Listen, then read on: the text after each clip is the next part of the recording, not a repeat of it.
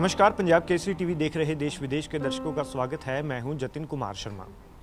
एक तरफ किसान रेलवे पटरियों पर डटे हुए हैं क्योंकि उनकी अपनी कुछ मांगे हैं, तो दूसरी तरफ उनकी मांगों के चलते अभी जो मुसीबत है वो सनअतकारों की भी बढ़ती हुई नज़र आ रही है। इसी के चलते जालंधर में एक खास मीटिंग हुई सनअतकारों की, जो बिजनेसमैन थे उनकी मीटिंग हुई। खासकर इनमें थे एक्सपोर्टर्स, उन्हें अभी क्या दिक्कतें आ रही हैं ये हम उन्हीं से जानने की कोशिश करेंगे। मैम, सबसे पहले पंजाब केसरी टीवी पर आपका स्वागत है और हम ये जानना चाहेंगे आज इस मीटिंग का सबसे पहले मुद्दा क्या था, खासकर जो एक्सपोर्टर्स हैं उनको दिक्कतें क्या आ रही हैं? एक्सपोर्ट्स तकरीबन बंद होने पे आ गया है। 15 से 16 दिन हो गए हैं, बिल्कुल ट्रांसपोर्ट बंद है, ट्रेन्स बंद हैं और एक्सपोर्टर्स लार्जली ट्रेन मूवमेंट पे डिपेंडेंट है। कंटेनर्स हमारे पंजाब से सी पोर्ट्स पे जाते हैं और ट्रेन से ही जाते हैं। That is the most economical, ये सबसे इकोनॉमिकल तरीका है गुड्स मूव करने का, जो बिल्कुल ही रुक गया है।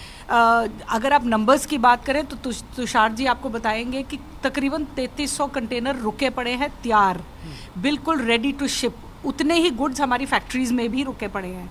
आप ये देखिए कि अभी कोविड का टाइम है, हम बिल्कुल वैसे ही कोविड के चैलेंजेस से, shortage of labour, shortage of raw materials, shortage of orders, तीनों चीज़ों पे वैसे ही जूझ रहे हैं।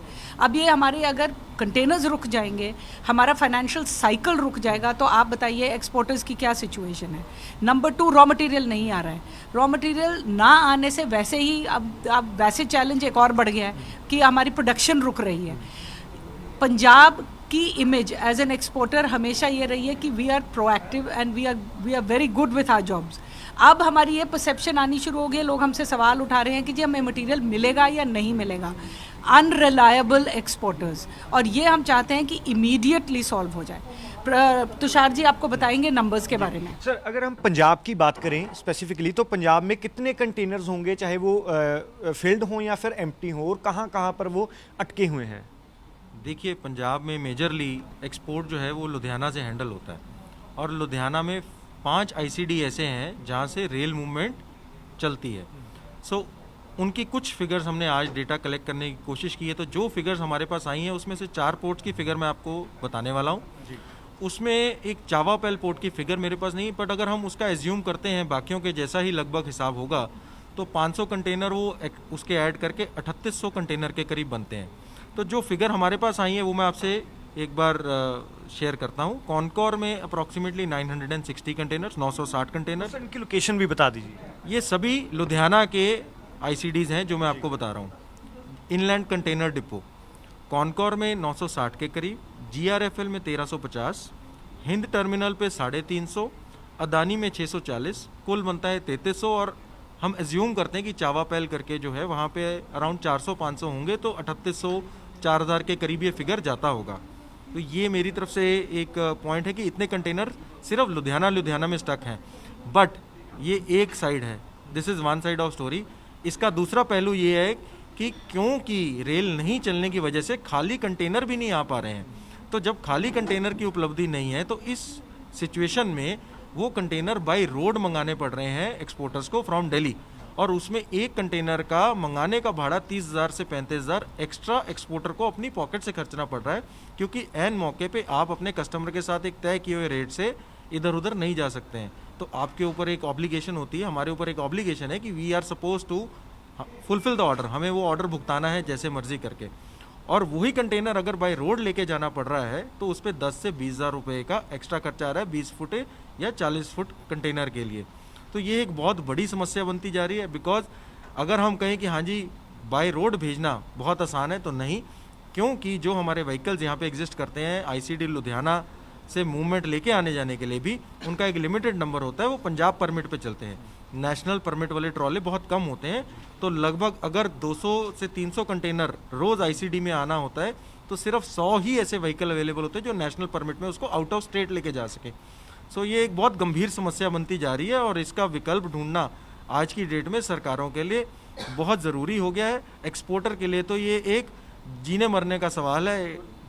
तो सर, ये माने कि अगर किसान अभी पटरियों से नहीं उठते, उनकी मांगे नहीं मानी जाती, जो बिल हैं उनको वापस नहीं लिया जाता, तो ट्रकों के ऊपर जो आपको एक्सपोर्ट करना पड़ेगा, कंटेनर मंगवाने और भेजने पड़ेंगे, तो इससे उम्मीद यही हम रखें ना कि आने वाले समय खर्चा भी और बढ़ेगा, हर चीज़ों के दामों में भी वृद्धि हो सकती है। सर दामों में ऑलरेडी वृद्धि हो चुकी है। ये समस्या लगभग अब 2-3 हफ्ते पुरानी हो गई है। ये प्रयास किए जा रहे हैं कि भारत सरकार तक या फिर पंजाब सरकार तक आप अपनी बात पहुंचा सकें? हमने हर एसोसिएशन, हर बिजनेस प्लेटफॉर्म से गवर्नमेंट को जो हमारी सिचुएशन है उसके बारे में बताया है। गवर्नमेंट, मेरे हिसाब से the government nose the problem. तो ये नहीं है कि वो इन बातों से अनजान है। बाकी हम आप मीडिया पे बहुत डिपेंडेंट हैं।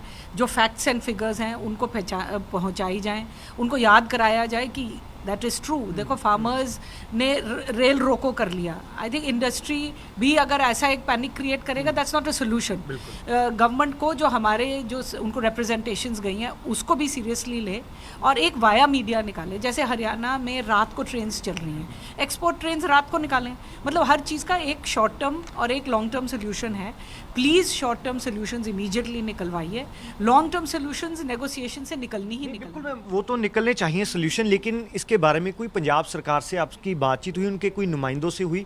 जो फाइनेंस मिनिस्टर हैं उनसे कोई बातचीत हुई हो, इंडस्ट्री मिनिस्टर हैं उनसे कोई बातचीत हुई हो, या फिर जो चीफ मिनिस्टर ऑफिस है वहाँ तक आपने अपनी बात रखी हो? हम एसोसिएशंस और रिप्रेजेंटेशंस के थ्रू ही उनसे बात कर रहे हैं। और कोई जवाब आया उनका? हमारे पास कोई कॉन्क्रीट जवाब नहीं आया। ओके। और वैसे मैडम, अभी अगर देखे जाए तो लेबर की भी कितनी समस्या आ रही है, क्योंकि पहले तो कोविड की वजह से सारी लेबर वापस चली गई थी, यूपी बिहार तक चली गई थी, झारखंड तक चली गई थी। तो अभी ट्रेनें चली हैं, तो दूसरी तरफ किसानों का प्रोटेस्ट शुरू हो गया। वो रेल पटरियों पर बैठे हैं, ना तो गुड्स ट्रेन चल रही है और ना ही जो पैसेंजर ट्रेन है वो चल रही है। क्या प्रॉपर अभी तक आपके पास लेबर थी? हमारी पार्ट लेबर आई थी वापस और पार्ट लेबर अभी आनी है।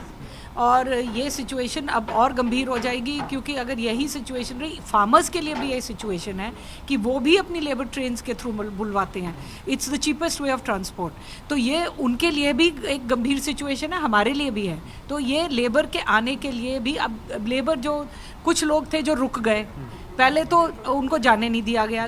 2-3 महीने बाद खोला, वो गए। वो भी अब सोचते हैं हम गांव गए, हम 2-3 महीने लगा के आए। अब जैसे बिजनेस बिल्डअप हो रहा है, इंडस्ट्री भी उनको बुला रही है। पहले तो हमारा ही बिजनेस स्लो था, अब हम उनको बुलाना चाहते हैं तो अब ट्रेन्स बंद हो गई हैं। तो ये सबके लिए एक ऐसी गंभीर सिचुएशन है, इसको सॉल्व करना ही पड़ेगा। तो ये कुछ एक्सपोर्टर्स थे जिन्होंने अपनी दिक्कतों के बारे में बताया और सरकार से मांग की है कि जब तक कोई स्थायी हल नहीं निकलता तब तक कोई बीच का रास्ता निकाला जाए। फिलहाल अन्य खबरों के लिए आप देखते रहें पंजाब केसरी टीवी।